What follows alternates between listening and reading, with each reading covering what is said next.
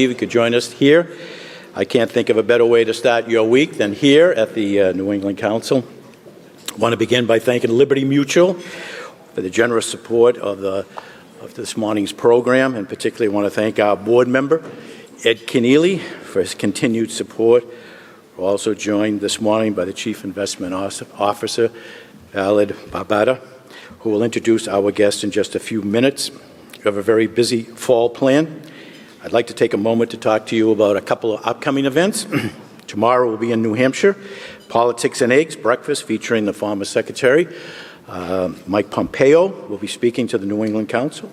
We have two upcoming events in Washington, D.C. We will host Capitol Conversation breakfast with Congressman Jim Himes this Thursday, the 22nd, and next week with Congressman Stephen Lynch on the 29th.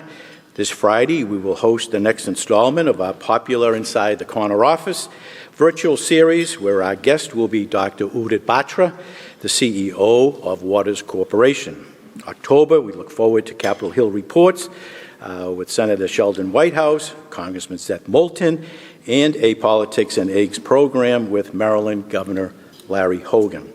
And last, but most certainly not least, November 7th, we are thrilled to be holding our annual celebration in person at the new Omni Boston Hotel here in the Seaport.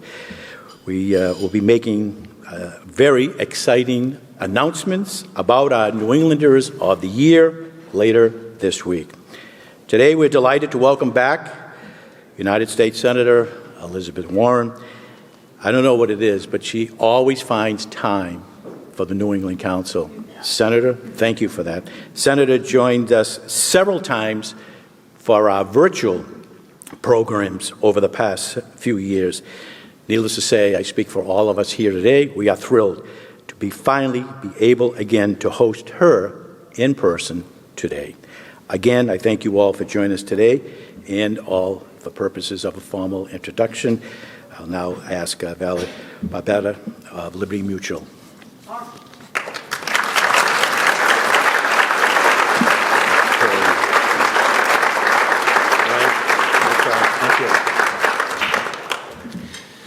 Thanks, Jim. As Jim said, I'm Vlad Barbalat, and I'm Liberty Mutual's Chief Investment Officer, and it's such a pleasure to be here with all of you today and for Liberty Mutual to sponsor today's event. Let me begin by thanking you, Jim, and the New England Council for all you do to ensure that public policies being considered in Washington reflect the needs and concerns of our region. In many ways, consistent, coherent voices are needed now more than ever, and we are grateful for the value the Council adds to our policy work. Liberty Mutual is proud long-term member of the Council. So from all of us at Liberty Mutual, I thank you. This morning, I'm honored to have the opportunity to introduce someone who really needs no introduction, Massachusetts Senior Senator Elizabeth Warren. This is a very special moment for me, as I've had the great fortune of having become an American citizen after having come to the shores of this country as a refugee in 1990. So to stand here before you and introduce Senator Warren, a tireless civil servant, is a distinct honor for me. By now, you should all be familiar with Senator Warren's personal story. The senator grew up in Oklahoma with a dream of becoming a school teacher. She had described her early family life as teetering on the ragged edge of the middle class and hanging on at the edges by our fingernails. In 1970, after obtaining a degree in speech pathology and audiology, she taught children with disabilities. And after juggling both family and the rigors of law school, Senator Warren offered legal services from home, writing wills and doing real estate closings. She soon moved into academia, developing an expertise in bankruptcy law, and ultimately challenging the long-held view that people filing for bankruptcy were either working the system or had been irresponsible in incurring debts.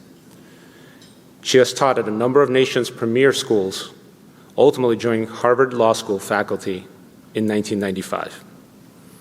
Eventually, her creativity, passion, intellect, and drive were recognized by leaders in Washington. First, then Senate Leader Harry Reid asked then Professor Warren to chair the oversight panel for the Troubled Asset Relief Program. and later President Obama asked her to be an advisor to a new organization she helped create, the Consumer Financial Protection Bureau. In 2012, she stepped out from behind the scenes and ran successfully for a U.S. Senate seat representing the Commonwealth of Massachusetts, a seat to which she had overwhelmingly reelected in 2018. Today, she sits on the Senate committees on banking, finance, and armed services, as well as the Special Committee on Aging. Suffice it to say, she's one busy senator. So we're especially pleased that you found time for us today. At Liberty, our core belief is that progress happens when people feel secure. When I look at the arc of Senator Warren's career, I'm compelled to conclude that she shares the same belief. She's a tireless advocate for working families, and her concern for those who are hanging on at the edges by their fingernails is at the fore, whether she's educating disabled children, working to safeguard America on the brink of financial ruin, or advocating for greater consumer protections in the financial sector. I know her schedule is very tight, and I know that you're all anxious to hear from the Senator herself. So without further delay, I would ask that you give a warm welcome to Massachusetts Senior Senator, Senator Elizabeth Warren.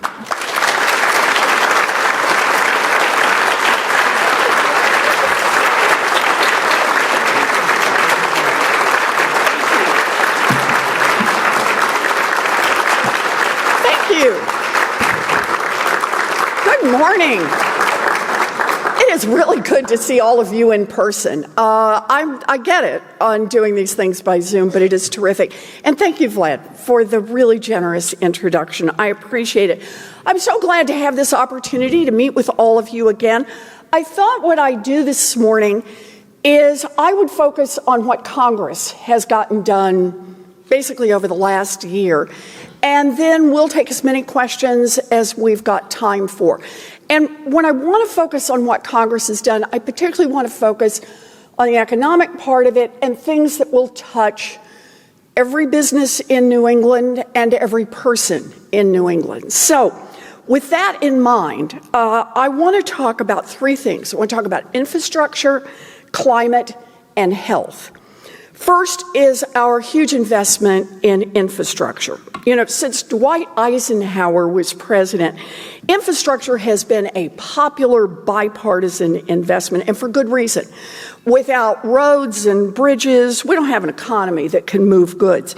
Without transit, we don't have workers who can get to work and employers who need them. And without clean water and electricity, we don't have businesses that can function. Infrastructure is the bread and butter of keeping an economy going. But in the poisonous environment of Washington, much has gone wrong. We've had a problem with the push to cut taxes, which means not enough money into our infrastructure systems, and they have fallen badly behind. The National Association of Engineers says that America's infrastructure gets a grade of D+, and some argue that's grade inflation. So, not quite failing. Of course, we don't need certified experts to tell us about the problems of infrastructure. Just ask anyone who depends on the T to get to work every day. Ask anyone who sits snarled in traffic on the Mass Pike, or ask any one of the 30 towns here in Massachusetts that are currently under orders from the state not to drink contaminated water. That's here in Massachusetts. So yes, the need to invest in infrastructure and upgrade our infrastructure is urgent. Urgent, and we got it done, or at least we got the funding in place now for this. After Infrastructure Week became a punchline during the years before Joe Biden came in, we finally got a huge infrastructure plan in place. And then we followed it up with a huge investment in chips manufacturing. Both bills were bipartisan, and credit all around for that. There will be federal money for roads and bridges, for water and power, for lead pipe replacement projects in New Bedford and Lowell. PFAS treatment projects in North Attleboro and in Townsend. Communities across the Commonwealth will feel the impact of this historic funding. There's money for Logan Airport. Many of you saw this just last week. Money for big projects like the Cape Bridges. Money for small projects like traffic lights and potholes and repaving and bike lanes. And money for new investments like East-West Rail if, and this is a big if, the state comes forward with a workable plan and applies for this money. It doesn't happen automatically. Now, Congress deserves credit for this infrastructure investment and credit also for taking a more expansive view of what constitutes infrastructure. Yeah, roads and bridges, power and water, we all get it. That's infrastructure. But now, with this bill, access to high-speed broadband is now core infrastructure. And so there's money here so that everyone, wherever they are located in Massachusetts, and there are a lot of places in Massachusetts who do not have this access, there is money now to make sure everyone's got it. I think of broadband access in the 21st century as electric access at the beginning of the 20th century. You got to have it to be able to participate in the economy. Now, Congress showed that it was willing to think of the infrastructure more expansively in other directions as well. We will have our first explicit industrial policy in decades in the United States with this investment in chips manufacturing. This bill puts more than $42 billion into investments in domestic semiconductor manufacturing, a field, I just want to bring you up to date on this, where the United States share of global manufacturing has dropped from around 40% in 1990 to about 12% today. It is critical that we reclaim market share and, frankly, just building enough chips because they're in almost everything we need to boost a 21st century economy. They're in cars and phones and computers and solar panels and wind turbines, you name it, and it probably has a chip in it. So it's really important, and that's why I describe this as this is industrial policy. We want this onshored. We want to make sure the manufacturing occurs, that it occurs here in the United States, and that all of the rest of our industry will have access to it. Now, this is going to be a real boon for Massachusetts high-tech businesses.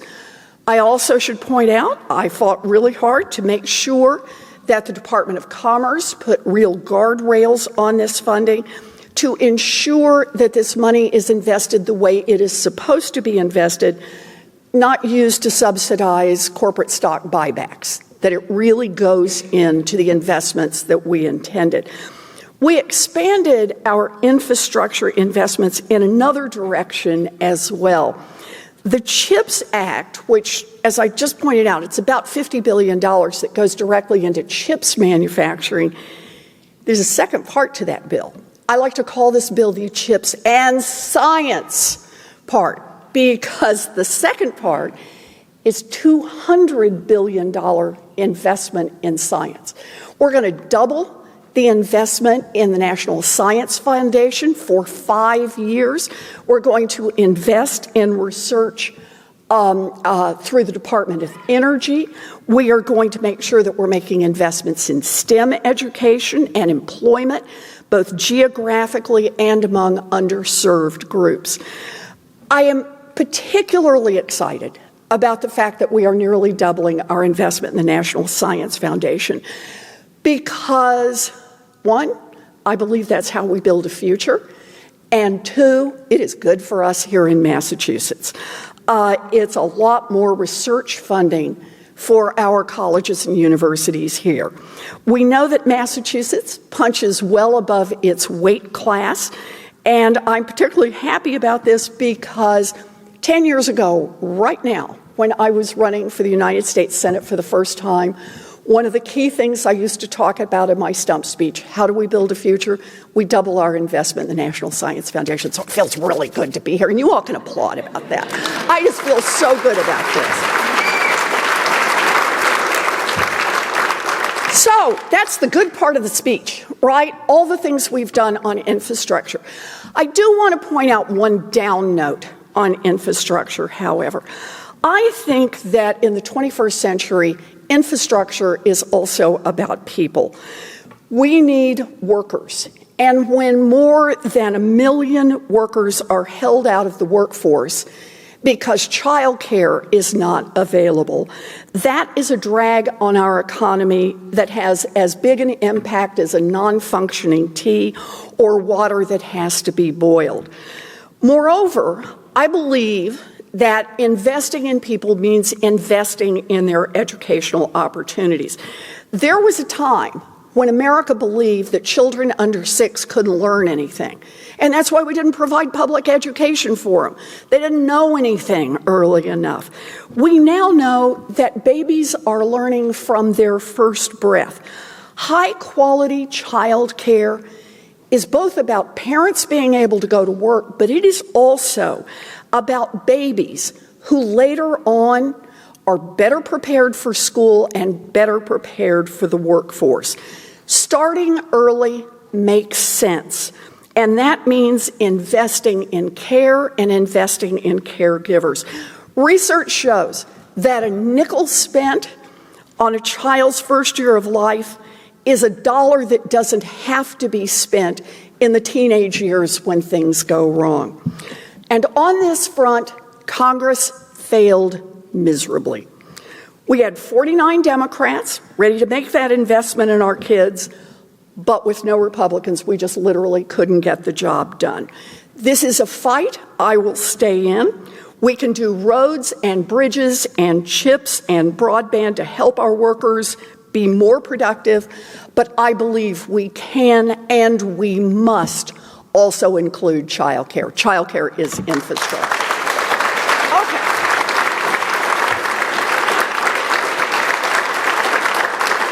This is why I love being from Massachusetts. You guys get this. Okay, infrastructure, bipartisan support, real progress here. One problem, but real progress. Second, climate, here it gets a lot more partisan. Unless we get more aggressive in fighting the climate crisis, we have no future. Here, there is much to celebrate again. The Inflation Reduction Act is the boldest climate investment in the world in our lifetimes. It will cut emissions by 40% by 2030. Think about that. And it will create 9 million new jobs. Now, like you, I read about the climate crisis every day. I see the effects of a warming planet. There is far more that we need to do. But a 40% reduction in emissions over an 8-year span, that's a pretty good first step. There are 2 features here that I think are worth noting. The first is that we are hitting those emission targets with a robust package of incentives. $370 billion for clean energy. It's 10 years of consumer tax credits to make homes energy efficient and to run on clean energy. It's money for making heat pumps. It's money for rooftop solar. It's money for electric HVAC and water heaters, making them more affordable. There is also an additional $9 billion in consumer home energy rebate programs that are focused on low-income consumers to electrify home appliances, to get them to do more efficient retrofits. In all, working families, when this is all in place, can expect to see their energy bills cut by somewhere between $500 and $1,000 a year. So this is about making families stronger financially as well as helping us achieve our climate goals. And here's a critical area I want to work with you on: manufacturing jobs. The IRA will invest more than $60 billion to create millions of new domestic, clean manufacturing jobs. I want Massachusetts to maximize its share of these jobs. The Commonwealth has the best brain power and the best workforce in the country. We need to take advantage of this once-in-a-lifetime opportunity and create a manufacturing base for the 21st century, and I want us to do it here in Massachusetts.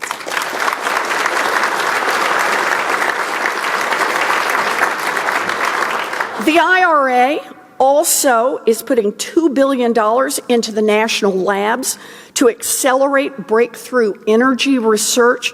A chunk of this money will go directly to Massachusetts colleges and universities. So this is a lot of work here in Massachusetts, right in the heart of this climate package. But the second point I want to make about the climate package is what made it possible. What made it possible was my 15% minimum corporate tax. It generates enough revenue that we are able to pay for every one of the climate incentives and still have literally hundreds of billions of dollars left over that we can use to reduce the national debt.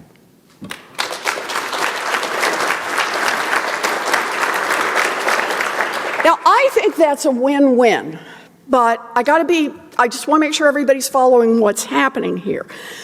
On climate initiatives, despite the urgent need and despite the very clear way to be able to pay for these changes, the climate bill was passed with Democratic votes only.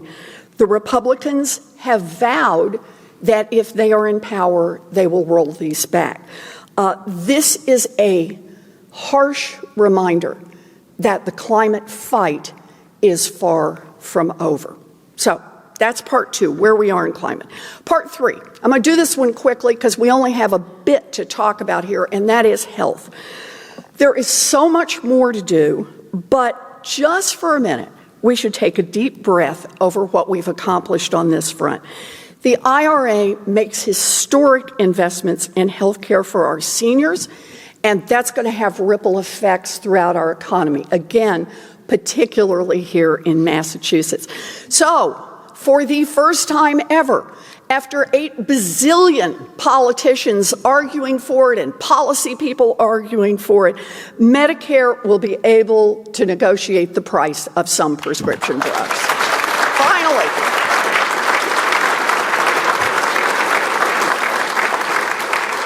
It's not as many as we need. It doesn't happen as fast as we need.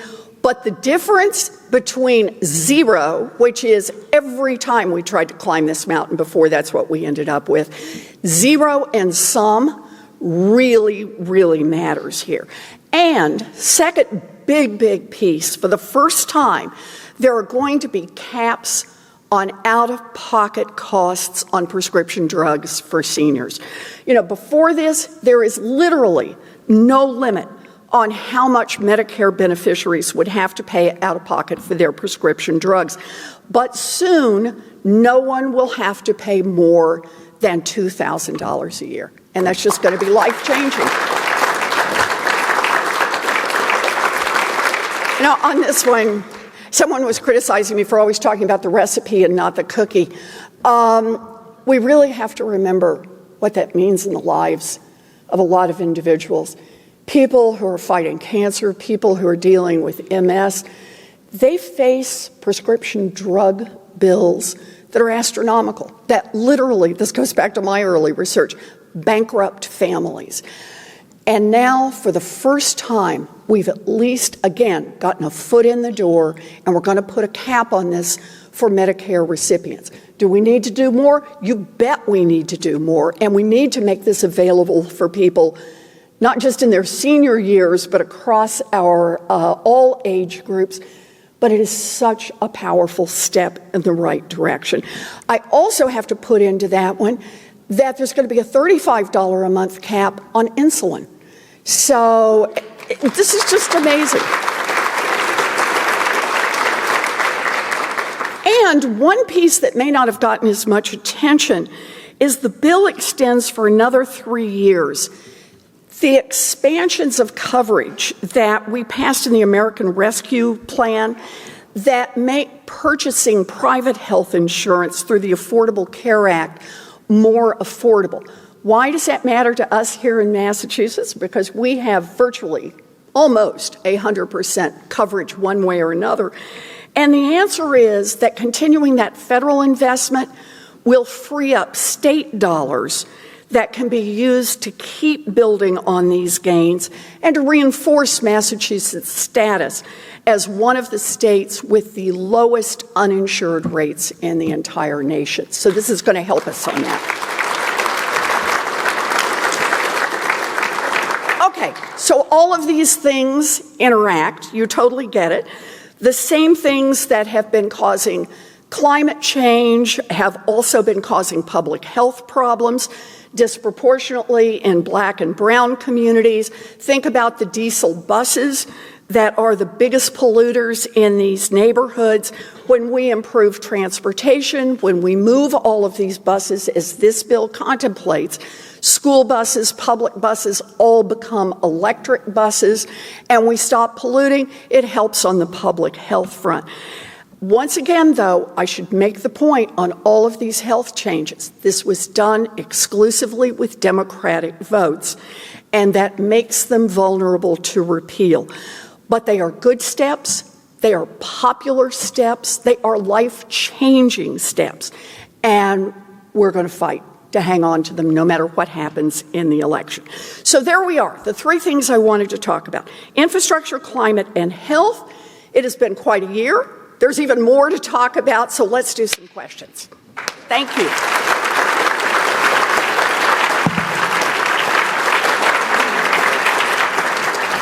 We only have a few minutes for I talked too long, sorry.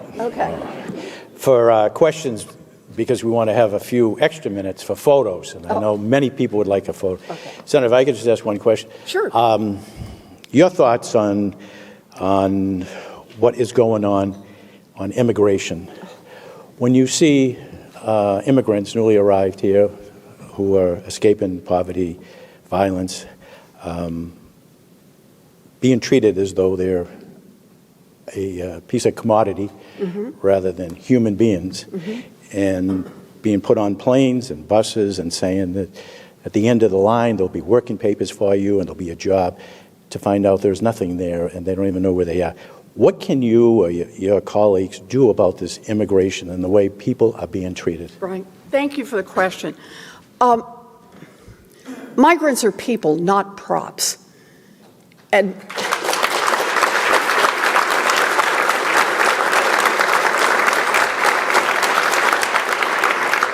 I am always proud to be the senator from Massachusetts, but never more so than in the past week. We have to remember that people have been arriving here, particularly in the Boston area generally, for quite a while now. They didn't arrive on a chartered plane paid for by the taxpayers of Florida and as part of a publicity stunt by their governor, but they have been arriving in 2s and 3s and 4s, and Massachusetts has done what Massachusetts always does. We've stepped up. We have provided help. And my job, as I see it, is to be a good federal partner. So I've spent a lot of time, especially over this past weekend, talking with Secretary Mayorkas of Department of Homeland Security to see how we can be helpful to all of those who are here, those who've come in more recently, but those who've been here for a while. Talking with Leader Schumer about how we can try to get enough resources into our budget. We're running out of the emergency food and shelter budget, is about to run out of money. That's the one that's used for housing and food for migrants who are here or anywhere. So Leader Schumer and I are talking about how to get that into the continuing resolution, which will be voted on by the end of the month. I've been in touch with Mayor Wu and other public officials to ask about what's happening on the ground and what kind of help they need.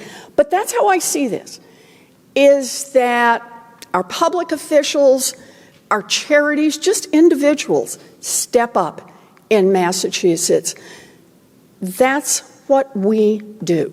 And we treat all people with basic dignity, with humanity, and we say that here in Massachusetts, we don't want anyone to be hungry, we don't want anyone to be unhoused, and we will reach out together to make sure that's the case. And I believe we'll keep that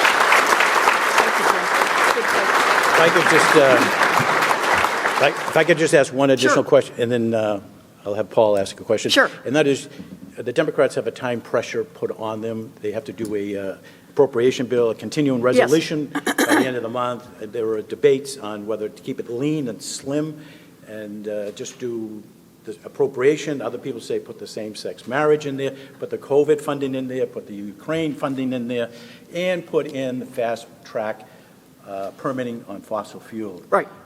Your thoughts on how that bill's going to look? Okay, so remember, Budgeting 101, we've got to do something that keeps the government open by September 30th. That's our job. Ordinarily, if this were like just a normal legislature and so on, we would just pass a budget by then and then we'd be done. That doesn't work so much anymore in Washington. So the plan right now is we've got our big budget that we are hoping to get through before the end of the year, but we have to do what's called a continuing resolution right now. Continuing resolution takes 60 votes. So as you can imagine, it has two features to it that I want you to think about. The first one is you just got to leave all the money spigots on where they are. And that's both actually the upside and the downside to a continuing resolution. For those of you, for example, who have applications in to try to get money for a particular project that has not been funded in the past, continuing resolution, right? You have to wait for the big budget. So years of continuing resolutions are not where we want to be. It's also not particularly good for the government because it does things like the armed services budget, which is ginormous. It's half of our entire budget. And it keeps spending in exactly the same places, even when decisions have been made to go for new weapons programs, to drop other programs. And so CRs lock you in where you are. So the idea is try to keep the CR short and get to a real budget. But remember that other part I said, 60 votes means there's some horse trading, not only to keep all 50 Democrats on board, but also to find 10 Republicans. Would we love to put in a lot of things? You bet we would. And so when folks say to us, why don't you just put that in CR? The answer is find 10 Republicans that that's going to be okay with. And at the end of the day, we're going to end up with a CR, as we have virtually every time, that I'm not going to like every single thing in it. You're not going to like every single thing in it. But overall, it keeps the government open. And what we're trying to do on new spending is make sure we've got money for Ukraine. Make sure that we've got money for COVID. That's what we're trying to make sure that we get into this budget. Those are like the key pieces. And right now, it appears we will not have equal marriage in the CR, and that has been rolled over to after the election, where we are told there will be enough Republican votes to get that passed. You can imagine how I feel about this. But that's kind of the overall play right now. And as for specific details on what's in and what's out, I'm headed off to Washington right now. I'll be in leadership this afternoon, and I'll know more. But it's all, the balls are still up in the air at this point. Okay, we have time for like 2 questions. Okay. We have Pauline with the mic. Paul Paul. from MIT. Senator Warren, thank you so much for joining us this Thank morning. you. Good to be here with you. Thank you. This afternoon, I'm participating in a meeting to encourage students on our campus and other campuses to register to vote. Yes. What can we do, in your view, nationally to secure our elections now that state legislators are perhaps going to maintain some control over our elections? I'm concerned about fairness, voter suppression, and the security of our elections. What can you say to us that will inspire some confidence in this future? Thank you. Well, thank you. And I'm glad that you'll be meeting with students this afternoon. Obviously, making the case for why voting is so important because of the many ways in which the decisions we are making in Washington, at the State House, and at local government don't just touch their lives right now, but will touch their lives forever. And that is obviously very, very true when we're talking about climate, obviously true when we're talking about Roe, obviously true when we're talking about student loan debt. So just to pick those three that have such immediate impact. Look, I don't want to come here to be partisan, but there are certain partisan realities we just have to acknowledge. It's just fact, and I can't change fact. The reality is the Republicans will not let us pass a bill to permit more people to vote, to permit access for American citizens to be able to vote. And I cannot tell you, as a kid who grew up on Civics 101, I find the fact that I say that now as a United States Senator deeply shocking, that one political party has thrown in with not only the big lie of 2020, but the whole notion that purging voter rolls, keeping people from standing in line to try to vote, keeping old voting machines so the lines get longer in poorer neighborhoods and people feel discouraged from voting, all of those pieces has become the policy of one political party. So my own view on this is that's what 2022 is all about. If the Democrats are able to hang on to the House, and if we can get 2 more senators in the Senate who are willing to roll back the filibuster for this, then the pieces start to click in the other direction. We get a robust voting rights law, not even the one we talked about earlier, but a genuine, and when I say voting rights, let me just remind you all, it really is things like replacing 25-year-old voting machines, partly for security purposes, but partly for line purposes, so people can get in and get out. It is about making certain that every American citizen has a right to vote and to get that vote counted. I also should be clear, because there's some other clicks right behind that. If Democrats get all those things, we will make Roe versus Wade the law of the land. That's it.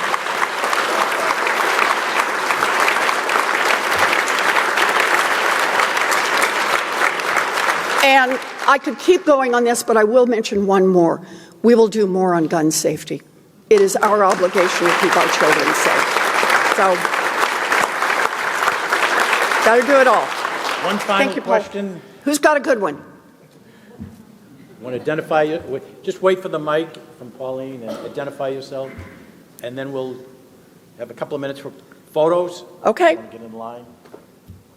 Good morning, Senator Warren. Morning. It's good to see you again. Good to see Thanks you. for being here, and thanks for all that you do in your support for those living with Alzheimer's and other related dementia. Currently, there are 284,000 family members in the state clinging on by their fingernails in caregiving, and providing 400 million hours of unpaid care to their family members. As you know, I was a caregiver to my late husband, Steve. I remember. Yeah, thank you. And thank you. And just wondering what is being done or what you might be able to do to push more support for these family caregivers who, like I say, are worn out and out of money. Thank you so much. Well, thank you. Thank you very much. And thank you for being here with us today. You know, I talked about childcare because it's the easiest one to explain and to have everybody click into. But I literally was speaking with the White House on Friday. We had an hour-long conversation about how to think about the care economy and its effect on our economy, and the idea of trying to push both at the same time, so that we're talking about child care, senior care, care for people who have significant disabilities that require another adult, and how to build out all of those systems at once, because they share the same features. They take people out of the workforce, just to put it in pure economic terms. They also are caregiving is not a business that will run economically on its own. Families who need care, whether they need care for an elderly parent, they need care for a spouse who's slipping into Alzheimer's, they need care for a 2-year-old. They can't afford to pay the cost of that care. They just can't. And so what we've got now is just a vicious storm of hurt in this area. Caregivers are not paid enough. I just want to start there. For how hard this work is, and for the amount of responsibility that caregivers take on, they are not paid nearly enough. In effect, parents, children, spouses are subsidizing our entire caregiving system because they can't afford to pay enough. The workers are paying for less than they would get if they went over and worked at McDonald's. And that's the only thing that our economy is able to hold on to at this point. It does fall to spouses who are just worn out from what it means to do full-time care. So all of that is by way of saying the need is urgent. I think it's time for us as a nation to stop nibbling around the edge on this. I think it is time for us to say people who need care are entitled to care, and we will budget up to that. And if that means that we have to put federal tax dollars in place, and believe me, I have some places we could tax and put that money in, oh, I know, that we need to put that money in so that caregivers are there, so that we have a flexible system. It's not one size fits all. We need some things early in the morning, and we need some things after school, and we need some things for a few hours a day, and we need some things that are full-time custodial care. It's a whole package, but we need to build that, and we can't build it so long as we continue to starve this entire area.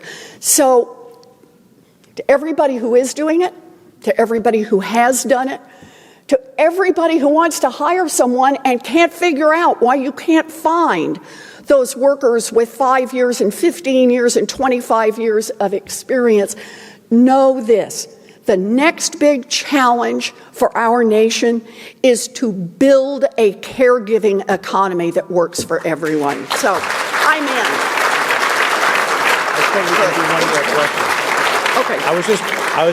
I was just told we could do one more question. Senator, I may be incorrect, and you can correct me, but I thought under the rescue plan there was language and funding for personal care attendants, and it was deleted because there wasn't enough support, but that was a godsend to an awful lot of the people. Yep. And this is the problem. This goes to a big political problem. Democrats come in, COVID is a big deal, so everybody's ready to move. We put money in, and I'm all for that. But one big cup of dollars doesn't build a system. And indeed, a lot of folks say, I can't afford to build out in the hope that you're going to do that next year and the next year and the next year. This has to be inverted. We have to make the commitment that there will be childcare available. There will be care for those suffering from dementia and other problems. There will be care for seniors who need extra care toward the end of their lives, and that we are making the commitment to them, and the dollars will backfill behind it. If we don't do that, we end up spending more money, either by taking people out of the system or putting in these splashes of dollars, without building a system that works. And that's just plain dumb. So I want us to reverse how we think about this. That's my next. One last question. One last question. Nobody had a question. Yes, sir. Just identify yourself. Pauline, we'll have the mic for you, and just identify and your affiliation. I just want to make a quick comment about childcare. I became a father when I was 49. I am a late boomer. And last year, we spent about $2,000 a month for my 5-year-old. And after that, he started kindergarten. Now we are spending about $800 a month for early drop-off, late pickup. And, next year, if what I spend on my child is not $24,000, I'm not going to get a tax break. I just want to point out that it's a lot of money on my budget, and I applaud you for this child care initiative. Good. Thank you. That's very kind. I want to add one more small point since you gave me an opportunity to do this. And that is, there are a lot of ways we could get to child care. We have somebody stay at home all the time, or to elder care or spousal care. But another option here, and I've had this conversation with the White House, on the question of, do you give a lot of big tax breaks so big businesses will invest? I say you give tax breaks to businesses for investing, but little businesses can't do it. Little businesses can't build a child care center. If you've got 40 employees, right? Maybe you have 3 who need it. They desperately need it. Maybe you have 6, but you can't build your own child care center out of that. The point that really worries me is there's such need that what some of the data are starting to show is this is one of the big advantages that big businesses have over small businesses. And that is they can offer a child care center on site. If you've got 3,000 employees, that starts becoming economically rational and a way to hold on to employees. So more surveys from employees are, yeah, I'd like to look around, but I'm not looking around for a job anyplace else. I can't work at a smaller business. I can't move somewhere else. I am tied right now to the company that can afford to put childcare in front of me. I think it is important that we do this all across the state and all across the country, and we do that through our tax dollars, that we support this, in my view, the same way we support our public K-12. We need to do the same kind of thing with childcare, with spousal care, and with senior care. So that's just